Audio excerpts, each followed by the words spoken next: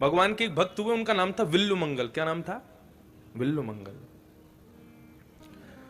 तो विल्लु मंगल जी, मैं अपने मंगलाचरण जब गाता हूं तो मंगलाचरण में एक श्लोक बोलता हूं, अस्ति स्वस्तरुणी कराग्र विगलत कल्प प्रसूनाप्लुतम वस्तु प्रस्तुत वेणुना दलहरि निर्वाण निर्व्याकुलम स्रस्त स्रस्त निवद्धनि विविलशद गोपी सहस्त्रावृतम हस्तन्यस्तनताप वर्ग मखिलोदारम किशोराकृति। इस श्लोक का निर्माण किया श्री विल्लु मंगल जी ने। भगवान की रूप माधुरी रस माधुरी के अनन्य उपासक थे श्री विल्लु मंगल जी। उनके अंदर, अब उसको गुण कहूं कि दुर्गुण कहूं, कि हम सब लोगों को शिक्षा देने के लिए उनका ऐसा भाव था।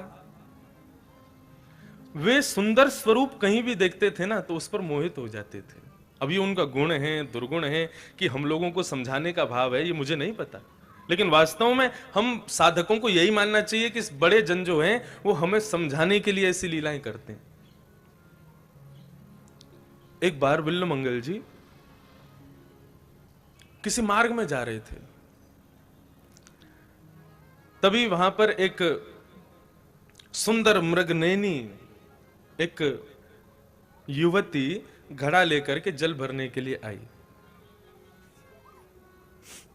अब वो जल भरने लगी, विल्लु मंगल जी की उस पर दृष्टि पड़ी और विल्लु मंगल जी ने जैसे ही उसको देखा स्तब्ध हो गए। ऐसा सौंदर्य,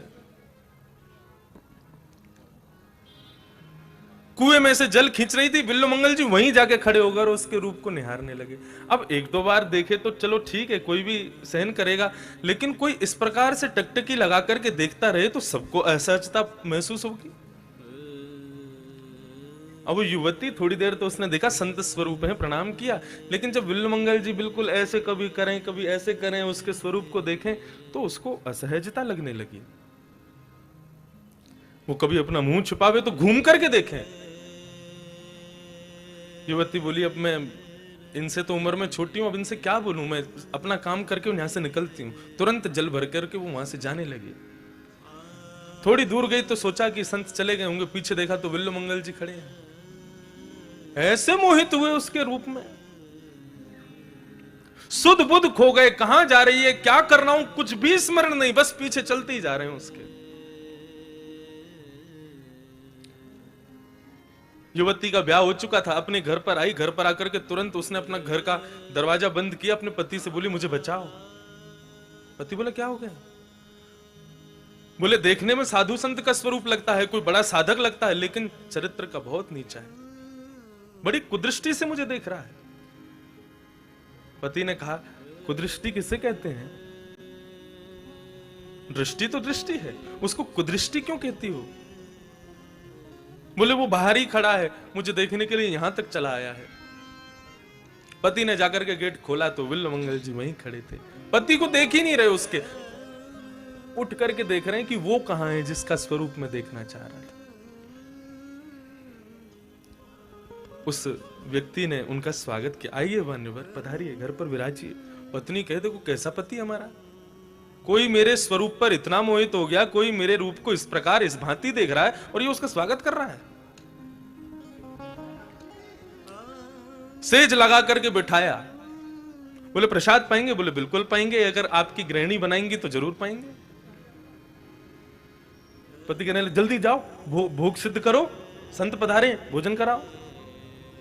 पत्नी का दिमाग खराब, बोले कैसा पति है, अब बेचारी आज्ञा का तो मानेगी। अब जाकर के उसने भोजन आदि सिद्ध किया, बाहर बैठे बैठे विल्लु मंगल से बातें कर रहा है वो, लेकिन विल्लु मंगल की दृष्टि रसोई घर में ही है। हाँ हाँ ठीक कह रहे हो। भोग लगा करके जैसे उनको भोजन करा, कर भोजन रहे हैं लेकिन दृष्टि से केवल उसी को देख रहे हैं, ऐसी स्थिति। भोग प्रसाद पाने के बाद में, हस्त प्रक्षालन करने के बाद में विल्लु मंगल जी बोले अब भाई बहुत पा लिया है, इच्छा हो रही है तुम्हारे यहां ही विश्राम कर लें। पत्नी ने पति का हाथ पकड़ा, बोले बिल्कुल मना कर दो। पति ने कहा अरे अरे प्रभु आप हमारे कक्ष में विराजो, जरूर जो विराजो यहां पर। कक्ष में जाकर के विल्लु मंगल जी विराजे। बोले प्रभु किसी वस्तु की आवश्यकता? बोले हाँ भोजनांते पिबेद वारिम, भोजन के अंत में जल पीना चाहिए। अपनी पत्नी को कहो मेरे लिए जल लेके आएगी। हाँ अभी कहता हूं। बाहर आकर के बोला पत्नी से, बोले तुम जाओ जल्दी जल दे के आओ। पत्नी बोले तुम करो, तुम जानो, तुम्हारा काम जानो, मैं तो जा रही हूं अपने घर। ये क्या करवा रहे हो तुम उससे? पति ने उसको बिठाया और बिठा करके कहता है कि यदि ये सच्चा साधक होगा ना तो आज ये सुधर जाएगा। बोले कैसे? बोले तुम जल लेकर के जाओ, लेकिन साधारण नहीं, तुम सुंदर तो हुई हो, अपना और सुंदर स्वरूप बना करके जाओ, और फिर जो होगा वो एक नया इतिहास रचेगा। उसका पति भी बड़ा बुद्धिमान। उसकी गृहिणी ने सुंदर अपना श्रृंगार किया, वैसे ही सुंदर, और जब श्रृंगार करके आई तो मानो साक्षात लक्ष्मी प्रकट हो गई हो। जल लेकर के जैसे ही कक्ष में प्रवेश किया, विल्वमंगल जी इंतजार कर रहे थे, तत्परता से नेत्र निहार रहे थे, कब आवेगी कब आवेगी। और जैसे ही उसको आते हुए देखा तो पहले से इतनी सुंदर और अब इतनी सुंदर बनकर के आई कि विल्वमंगल जी उसको देखते रह गए। और देखते देखते देखते विल्वमंगल जी ने मन में भाव रखा, एक साधारण सी स्त्री की सुंदरता पर सुबह से शाम हो गई मुझको, और शाम तक मैंने इतना निहारा, ऐसे ऐसे करके निहारा, लेकिन उसका परिणाम ये और सुंदर बनकर के मेरे सामने प्रकट हुई है, मुझको दर्शन देने आई है। अरे नेत्रों, यदि इतनी तत्परता श्री श्रीनाथ जी को देखने की होती तो आज श्रीनाथ जी चल करके मेरे सामने आ गए होते। यदि इतनी तड़फन श्रीनाथ जी को देखने की होती तो आज मेरे कक्ष में श्रीनाथ जी खड़े होते।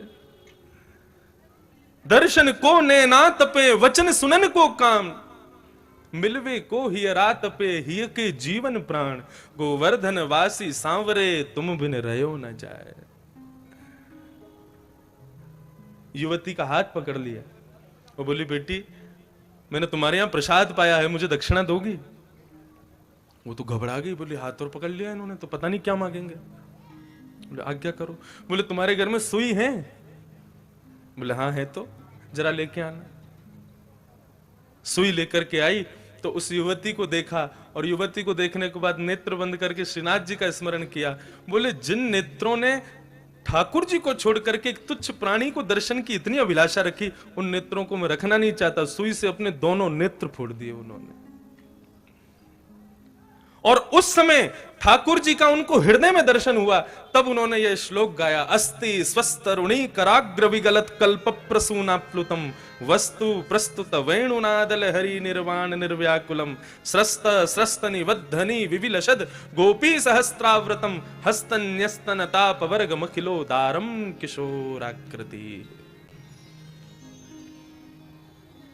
ऐसे छवि में मोहित हो गए श्री विल्वमंगल जी। ये भगवान की कृपा ही है। वे कृपा करते हैं तो हमारे अवगुण भी यदि उनकी सेवा में लग जाएं। मैं अपनी कथा में बड़े खुल के कहता हूं, अपने अवगुण को सुधारने की आवश्यकता नहीं है। बस वो अवगुण क्यों बन गया? क्योंकि उसका मार्ग दुनिया की तरफ है। उसी अवगुण को यदि मार्ग बदल दो, ठाकुर जी की तरफ कर दो, तो वो अवगुण ही सद्गुण बन जाएगा। मार्ग बदलने की आवश्यकता। मेरे अंदर अवगुण है। क्या अवगुण है? मुझे क्रोध बहुत आता है। किस पर आता है? अपने परिवार पर आता है, अपनी पत्नी पर आता है, अपने बच्चों पर आता है, क्रोध आता है। इसका मतलब तुमको अपनों पर क्रोध आता है। एक बार को प्रयास करके देखो, सब अपनों को पराया समझ लो, उन पर फिर क्रोध नहीं आएगा। ठाकुर जी को अपना समझ, उन पर क्रोध करो, वो क्रोध ही भक्ति बन जाएगा। यदि अवगुण इतने ही बुरे थे तो भगवान ने बनाया क्यों उनको? अवगुण का निर्माण ही इसीलिए हुआ है। भगवान की चराचर ब्रह्मांड में जितनी भी वस्तुएं हैं, जितने भी भाव हैं, भाव कुभाव अनख आलसहु, नाम जपत मंगल दिस दसहु, हर वस्तु भगवत प्राप्ति कराती है। गोप्य कामात् भयात् कंसः, गोपियों ने भगवान को काम से पाया, जिस काम को हम लोग शत्रु मानते हैं अपना। लेकिन वास्तव में हमारे शास्त्र ने कभी भी काम को दैत्य नहीं कहा, सदैव काम को देव कहा है। क्यों? बोले गोपियां जो कि भक्ति की अग्रगण्य स्वामिनी हैं, उन गोपियों ने इस काम से ठाकुर जी को पाया। विचार करो, संसार की प्रत्येक वस्तु भगवान से मिलाती है। अपना मार्ग बदल दो, अपने अवगुण को मत छोड़ो, वो अवगुण ही सद्गुण बन जाएगा यदि उसका मार्ग बदल जाए। ठाकुर जी अविज्ञ हैं, अनविज्ञ नहीं है। लोग मंदिर में जाते हैं, ठाकुर जी के सामने 2000 के नोट निकाल के और ऐसे ऐसे घुमाते हैं। ये घुमाने का भाव ना पूरे शास्त्रों में कहीं लिखा ही नहीं है, लेकिन क्यों घुमाते हैं? पीछे वाले को दिख जाए कि 2000 की नोट से मैं इनका कर रहा हूं। सबको तो पता चल जाएगा कि तुम बहुत धनवान हो, लेकिन ठाकुर जी अविज्ञ हैं, वे सब जानते हैं। वाह, मैंने ही तेरे घर पे अपनी पत्नी को, लक्ष्मी को भेजा और मुझे ही चढ़ाने आया उसको। वे अनविज्ञ नहीं है। श्रीमद् भागवत के प्रथम श्लोक में ही सावधान कर दिया सभी साधकों को कि ठाकुर जी के आगे भूल करके भी कोई ऐसी बात मत कर देना जिसको तुम सोचते हो कि उनको पता नहीं चलेगा। वे अविज्ञ हैं, सब जानते हैं। पूतना रूप बदल करके आई, लेकिन भगवान पहचान गए कौन है ये। अघासुर, बकासुर, धेनुकासुर सब पधारे भगवान के सामने, भगवान सबको पहचान गए कौन कैसा है।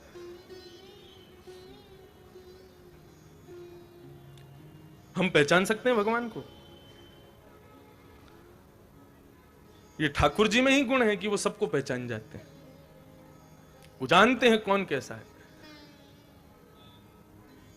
अविज्ञ है। और क्या है? बोले स्वराट। स्वराट मतलब स्वयं प्रकाशवान है, उनको प्रकाश की आवश्यकता नहीं है।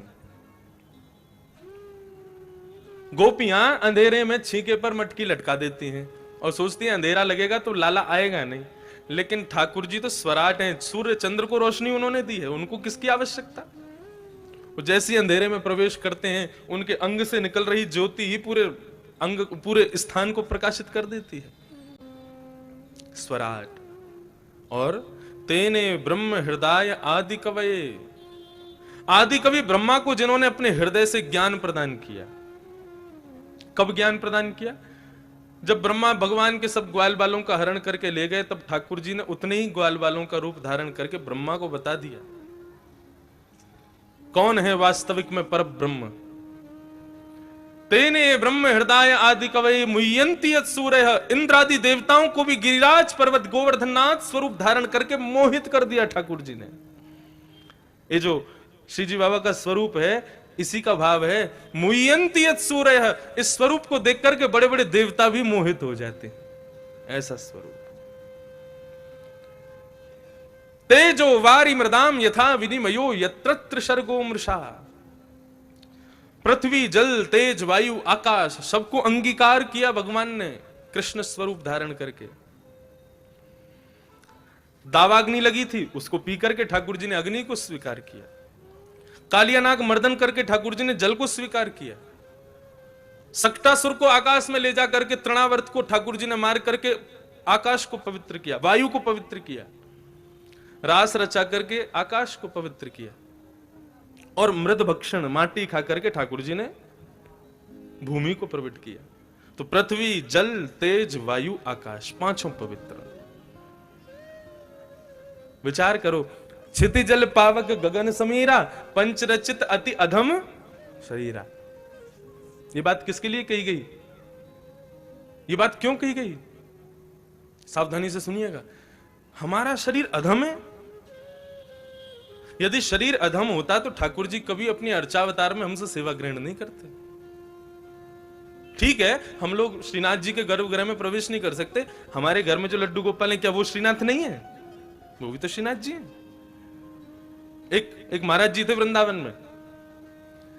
वृंदावन में अपने कुटिया में ठाकुर जी के किसी प्रतिमा की नहीं, चित्रपट की सेवा करते थे। चित्रपट में ठाकुर जी की सेवा। और हमारे ब्रज के एक बड़े महान विद्वान तपस्वी महात्मा कलयुग में आज भी हैं, शत्रुघ्न दास बाबा। आपके नाथ द्वारा में तो खूब चकाचक रहते हैं वे। उनके यहां भी सेवा चित्रपट की ही है।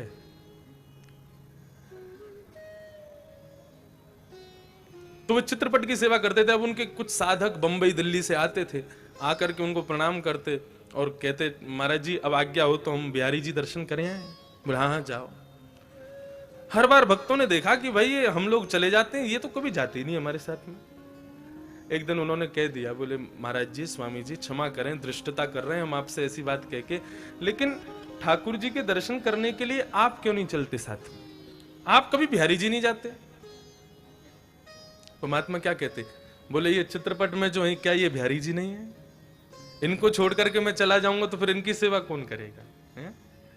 अरे भैया तुम लोग जाओ वहां पर, मेरे बिहारी जी तो यही में प्रकट है, मेरे बिहारी जी तो यही में मुंह को दिखे। तो भले ही हम श्रीनाथ द्वारा मंदिर के गर्भगृह में प्रवेश नहीं कर सकते, लेकिन हमारे घर में जो ठाकुर जी, क्या वो श्रीनाथ जी नहीं है? वे भी तो श्रीनाथ जी हैं, वे भी तो ठाकुर जी हैं। तो यदि वे श्रीनाथ जी हैं तो वे हमसे सेवा ग्रहण कर रहे हैं, इसका मतलब क्या हुआ कि शरीर अधम नहीं है। अधम होता तो कभी नहीं ग्रहण करते। किसका शरीर अधम है? जो कभी वाणी से कभी ठाकुर जी का नाम नहीं गाता, नेत्रों से दर्शन नहीं करता, कानों से कथा नहीं सुनता, हाथों से करताल नहीं बजाता, पैरों से प्रदक्षिणा नहीं करता, ऐसा व्यक्ति का शरीर अधम है। क्यों अधम है? ये अधमता पंच तत्व ही उसको अधम कहते हैं। शरीर काय से बना? पृथ्वी, जल, तेज, वायु, आकाश, ये पंच तत्वों से ही शरीर बना है। और भगवान ने इन पंच तत्वों को अपनी जिह्वा पर धारण किया है। तो ये पंच तत्वों से शरीर बनता है। जब शरीर में विराजा शरीर ही उन पंच तत्वों के बने हुए शरीर से भजन पूजन करता है, तब वे शरीर उसको सौभाग्य प्रदान करते हैं कि अपने स्वामिनी की सेवा प्रदान कर देते हैं। चलो तुम ठाकुर जी की सेवा करो। लेकिन यदि कोई व्यक्ति अपने अंग के किसी भी भाग से ठाकुर जी का आस्वादन नहीं करता, तो वही शरीर चीख चीख करके कहता है कि ठाकुर जी हम कैसे व्यक्ति के पास आए हैं जो आपकी कभी सेवा नहीं करता। अति अधम शरीरा, ये शरीर ही अधम है क्योंकि आपकी सेवा नहीं करता। विचार करो, जिस अधरामृत को पाने के लिए गोपियां तरसती थी, उस अधरामृत से अभिषिंचित पंच तत्वों से हमारा शरीर बना है। हम लोग ठाकुर जी की झूठन है एक प्रकार से। प्रत्येक वस्तु ठाकुर जी की, उससे हम बने। तो तेजो वारि मृदाम यथा विनिमयो यत्रत्र सर्गो मृषा। पंच तत्वों को ठाकुर जी ने अपनी लीला के द्वारा पवित्र किया। धामना स्वेन सदा निरस्त कुहकम सत्यम परम धीमहि। अपनी तीन लीला, तीन स्थान की लीला, कहां? व्रजधाम, द्वारिका धाम और श्री हस्तनापुर। इन तीन स्थानों की लीला करके ठाकुर जी स्वधाम प्रस्थान कर गए। धामना स्वेन सदा निरस्त कुहकम सत्यम परम धीमहि। ऐसे परम सत्य श्रीनाथ जी को हम बारंबार प्रणाम करते हैं। अच्छा एक बात बताएं, सत्य की वंदना नहीं है यहां पर, सत्यम परम, परम सत्य की वंदना की गई। सत्य और परम सत्य ये दोनों अलग अलग चीजें, एक नहीं है। मैं इंद्रेश हूं, ये सत्य है। अब इसमें परम सत्य में क्या बोल सकता हूं इससे ज्यादा? मैं ठाकुर जी का हूं, ये परम सत्य है। परम सत्य और सत्य दोनों में भेद हम लोगों में तो समझ आ जाएगा, लेकिन ठाकुर जी में कैसे भेद समझें? मतलब उनमें भी कोई श्रेणी है क्या सत्य और परम सत्य की? हाँ है, ठाकुर जी भी श्रेणियों में है। भगवान श्रीनाथ जी का आप लोग जब दर्शन करते हैं तो मंदिर में जो श्री ठाकुर जी यशोदा मैया की गोदी में विराजमान हैं श्रीनाथ जी, वे कौन हैं? वे सत्य हैं, परम सत्य नहीं है। और परम सत्य क्या है? श्रीनाथ जी का स्मरण, श्रीनाथ जी का नाम परम सत्य है। अच्छा एक बात बताओ, सत्य का दर्शन करने के लिए आपको चप्पल उतारनी पड़ती है, मोजा उतारने पड़ते हैं, सब प्रकार से शुद्ध होके जाना पड़ता है, लाइन में लगना पड़ता है। दे पीछे से धक्का, आगे से रेला, कभी पीछे आता है, पीछे से कभी आगे जाता है।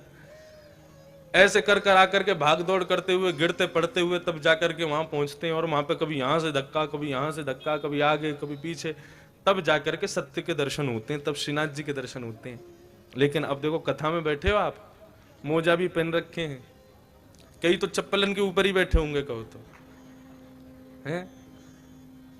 कई जगह कथाओं में क्या होता है, आदमी चप्पल बाहर नहीं उतारते, उसी को ले आते हैं, उसको उतार के उस पर बैठ जाते हैं। बोले उतार तो दिए हमने। अब यहां आप इतनी सारी सब मर्यादाएं तोड़ ताड़ के बैठे हो, कभी यूं बैठ रहे हो, कभी यूं बैठ रहे हो, कई तो ठाकुर जी कोई भागवत जी की तरफ पैर पसार के बैठ जाते हो, हर प्रकार की स्थिति में बैठे हो। लेकिन जितनी भी बार यहां पर श्रीनाथ जी महाराज का नाम आता है, उतनी बार नेत्रों के आगे ठाकुर जी प्रकट हो जाते हैं। यही है सत्य और परम सत्य में भेद। सत्य के लिए आपको साधन की आवश्यकता है, आपको जाने की आवश्यकता है, आपको मंदिर की आवश्यकता है। लेकिन ठाकुर जी का नाम परम सत्य है। वो यहां ही नहीं, आप विदेश जाकर के भी श्रीनाथ जी का स्मरण करके नेत्र बंद करोगे तो एक भुजा ऊपर करके दूसरी भुजा को कमर पर लगा के श्रीनाथ जी का तुरंत स्वरूप आपके नेत्रों में प्रकट हो जाएगा। ये किसमें सामर्थ्य है? ये नाम में सामर्थ्य है। भगवान से बड़ा भगवान का नाम है, श्रीनाथ जी से बड़ा श्रीनाथ जी का नाम है। नाम की महिमा अनंत है। किसी भी साधक करके गा गा करके नाम के द्वारा ही भगवान की प्राप्ति की। नाम से ही ठाकुर जी प्रकट होते हैं। श्री सूरदास जी महाराज, श्री सूरदास जी सब लोग इधर देखो, इधर देखो, यहां देखो और कहीं मत देखो।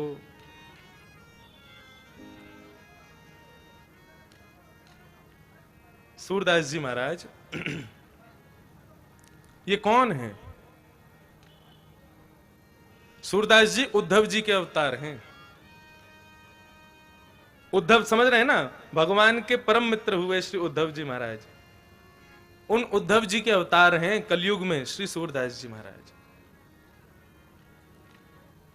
तो सूरदास जी जब ब्रह्म संबंध ले लिए और गोवर्धन में विराजने लगे, तो अपनी कुटिया में बैठे बैठे ठाकुर जी का स्मरण करते थे, ठाकुर जी का गुणानुवाद गाते थे।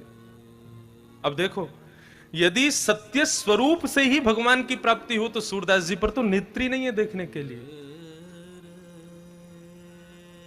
मैं केवल इतना कहना चाहता हूं कि देखो, दो चीज होती हैं, एक होता है भक्त और एक होता है प्रपन्न। एक होता है भक्त, दूसरा क्या होता है? प्रपन्न। आप सब लोग पुष्टि मार्गीय के अनुगामी हैं, उन सबको बड़े भाव से समझते हैं, लेकिन हमारे श्री वैष्णव संप्रदाय में भक्त से भी एक ऊंची श्रेणी है, उसको कहते हैं प्रपन्न। तिरुपति बालाजी हमारे संप्रदाय के मुख्य देवालय में हैं, और वास्तविक में हमारी जो गुरु परंपरा है वो प्रारंभ होती है श्री रंगनाथ मंदिर, श्रीरंगम, तिरुचिरापल्ली। तो हमारे यहां भक्त को अतिश्रेष्ठ नहीं माना गया, हमारे यहां प्रपन्न को अतिश्रेष्ठ माना। अब प्रपन्न और भक्त में कितना भेद है? जरा सा भेद है। अच्छा, प्रपन्न को साधारण भाषा में क्या कहते हैं? पूर्ण शरणागति, उसी को प्रपन्न कहते हैं। बहुत सावधानी से सुनिए। और देखो, अगल बगल वाले को यदि थोड़ी सी झपकी आ जाए ना तो कोहनी से मार के उठा देना, कोई दोष नहीं लगेगा आपको, बल्कि बढ़िया है, आपको पुण्य मिलेगा, दूसरों को भी सुनवा रहे हो आप, क्योंकि मौसम बढ़िया है और नाश्ता वास्ता बढ़िया करके आए हो, तो हो सकता है निद्रा आप पर आ जाए। लेकिन भैया, कथा इतनी बढ़िया चल रही है, आनी तो नहीं चाहिए, लेकिन फिर भी अपने आप को संभालो, सावधानी से बैठो। तो प्रपन्न किसे कहते हैं?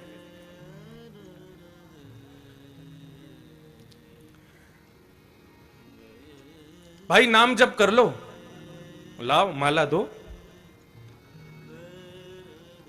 मतलब नाम जप करने के लिए आपको माला की आवश्यकता पड़े तो आप कौन हो? आप हो भक्त। लेकिन आपसे कहा जाए नाम जप कर लो, तुरंत नेत्र बंद करके बिना माला के ही नाम प्रारंभ हो जाए, उसको कहते हैं प्रपन्न। और पूरी बात तो सुन लो एक बार। हमने कहा श्रीनाथ जी का दर्शन कर आओ, आप दामोदर धाम में हमारे साथ रुके, हमने कहा जाओ जाके दर्शन कर आओ। तो आपने कहा अच्छा, अभी तो ग्वाल के दर्शन खुलने वाले हैं, तो हम ग्वाल का दर्शन जैसे ही खुलेगा 15 मिनट पहले चले जाएंगे और जाकर के हमारी कोई व्यवस्था करवा तो हम चले जाएं। तो आप कौन हो? आप भक्त हो।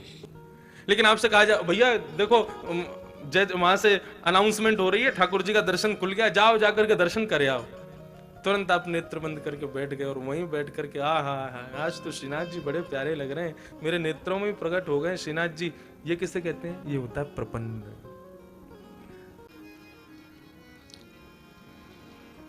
रसिक शिरोमणि श्री हित हरिवंश महाप्रभु एक भाव कहते हैं, सुनिएगा ध्यान से।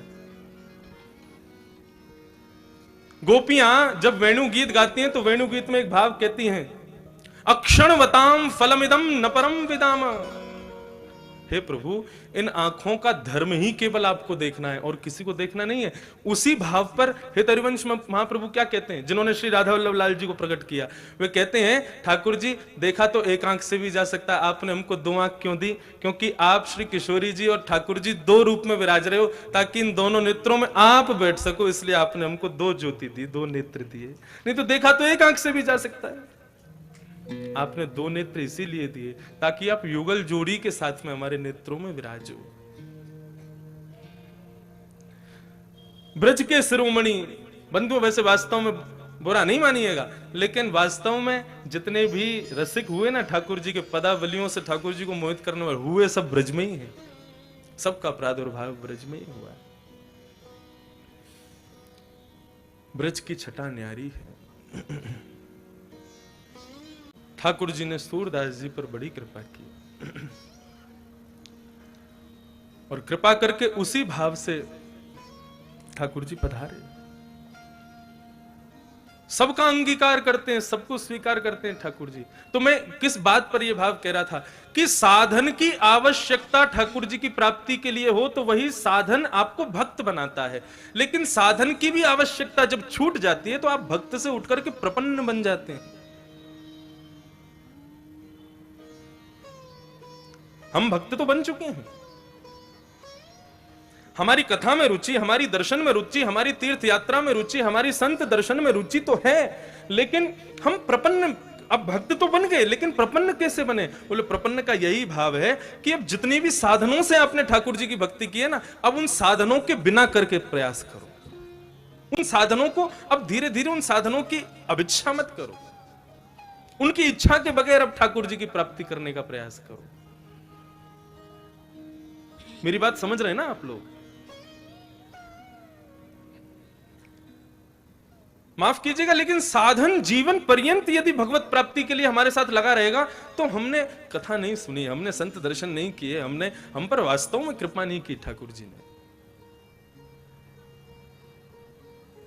पूज्य पिताजी महाराज तो बड़े भाव से कहते हैं कि साधन छूटना ही भक्ति है।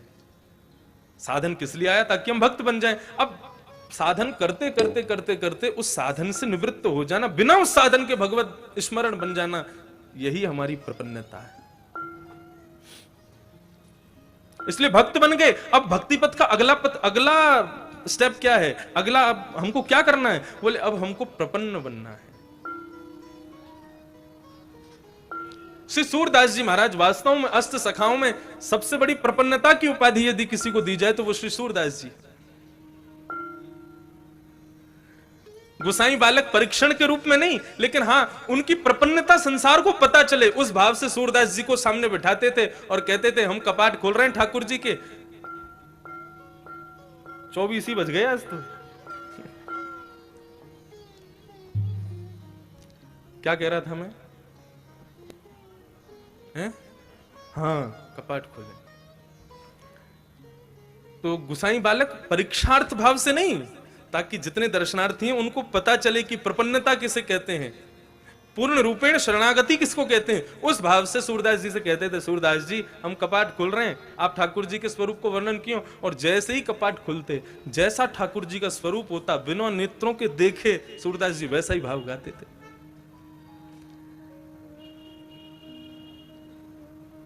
ठाकुर जी की सेवार्थियों के हृदय में प्रश्न नहीं उठा, लेकिन दर्शनार्थियों ने किसी ने कह दिया, बोले कि ये तो ऐसा भी तो हो सकता है कि आप में से ही कोई बता देता हो आज ठाकुर जी लाल घटा में विराज रहे होंगे, आज भी ठाकुर जी के घटा के दर्शन हैं श्रीनाथ जी के।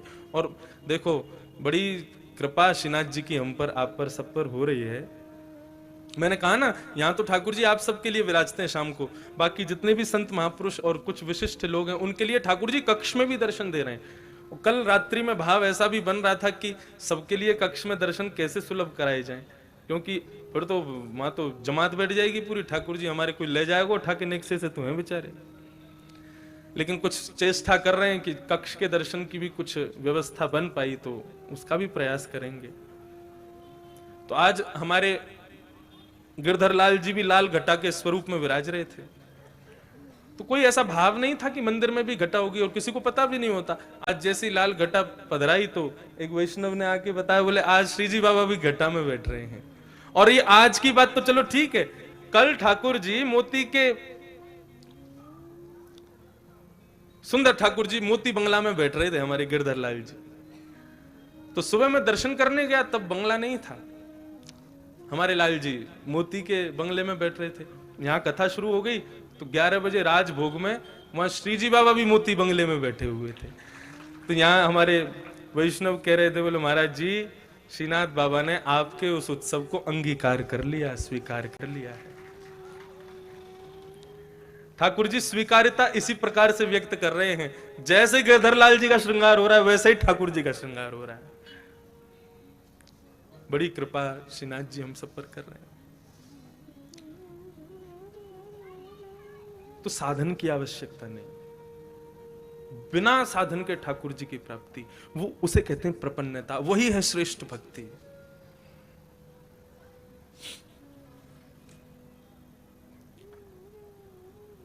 तो परम सत्य क्या है? परम सत्य भगवान का नाम है। नेत्र रूपी साधन की आवश्यकता पड़ती है तब सत्य के दर्शन होते हैं, लेकिन मन में जब ठाकुर जी का नाम स्मरण होता है तो परम सत्य का दर्शन हृदय में ही हो जाता है। ठाकुर जी का नाम परम सत्य है। ऐसे परम सत्य को हम बारंबार प्रणाम करते हैं। श्रीमद् भागवत जी का जो प्रथम स्कंद का द्वितीय श्लोक है, वहां पर अधिकारी श्रोता, अधिकारी वक्ता सबके भाव बताए गए। क्या कह रहे हैं, भाव से सुनिएगा। कि धर्म प्रोजित कई तमोत्र परमो निर्मत्सराणां सतां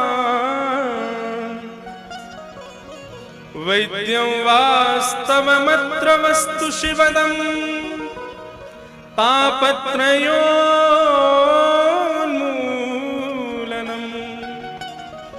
श्रीमद्भागवते महामुनिकृते किं वा परीरीश्वरः सद्यो हृद्यवरुध्यते त्रिकृतिभिः शुश्रूषुभिः तत्क्षणात्। भागवत जी के द्वितीय श्लोक में क्या भाव बता रहे हैं? सबसे पहला, भागवत का विषय क्या है? तो धर्म प्रोजित कई तवोत्र परमो निर्मत्सराणां सतां। अपने श्रोता और वक्ता दोनों के हृदय में परम धर्म का बीज बोने का काम श्रीमद् भागवत जी करती हैं। धर्म और परम धर्म दोनों में भेद होता है। आप अपनी शारीरिक संतुष्टि के लिए, आप अपनी सामाजिक संतुष्टि के लिए, पारिवारिक संतुष्टि के लिए जो कर्म करते हैं, जो कृत्य करते हैं, उसको धर्म कहते हैं। लेकिन जब आत्मसंतुष्टि का जो आप कृत्य करते हैं उसी को परम धर्म कहते हैं। माफ कीजिएगा, यहां पर अपनी शारीरिक संतुष्टि के लिए कोई नहीं आया है। कोई आया यहां पर? कोई अपनी पारिवारिक संतुष्टि के लिए आया कि चलो भैया कथा में चले आए, तो हमारी दादाजी बेचारे बूढ़े पड़े हैं, उनको बहुत बीमार है, ठीक है जाएंगे कथा सुनवे थे, उस भाव से तो नहीं आए। आप अपनी सामाजिक संतुष्टि के लिए भी यहां पर नहीं आए हो कि भाई समाज बहुत प्रशंसा करेगा, गली मोहल्ले वाले बड़ी प्रशंसा करेंगे। कहां से आए? वो नाथ द्वारा कथा सुन के आए हम लोग। इतनी तुच्छ बात के लिए कोई नहीं आया है। और आजकल बड़े बड़े शहरों में तो दर्शन करना, कथा सुनना, इन सब भावों पर तो महाराज जी लोग कहते हैं कहां गए थे वो कथा सुनने? अरे क्या कथा सुनते हो, है? क्या रखा है कथा? कहां गए थे? बोले वहां तीर्थ यात्रा गए। अरे कहां तीर्थ यात्रा करने गए थे? लोग तो आजकल उसको बहुत ओल्ड फैशन मानते हैं, कथा सुनना, तीर्थ यात्रा चन करना। तो उसके लिए भी कोई नहीं आया है। यहां पर बैठा हुआ चाहे मैं हूं चाहे आप हो, यहाँ शारीरिक संतुष्टि, सामाजिक संतुष्टि और इन सब के लिए हम लोग नहीं आए हैं, उन सब के लिए आप अपने घरों पर रहते हो। यहां पर हम लोग आए हैं अपनी आत्म संतुष्टि के लिए, मन की संतुष्टि के लिए। मन को संतोष हो जाए,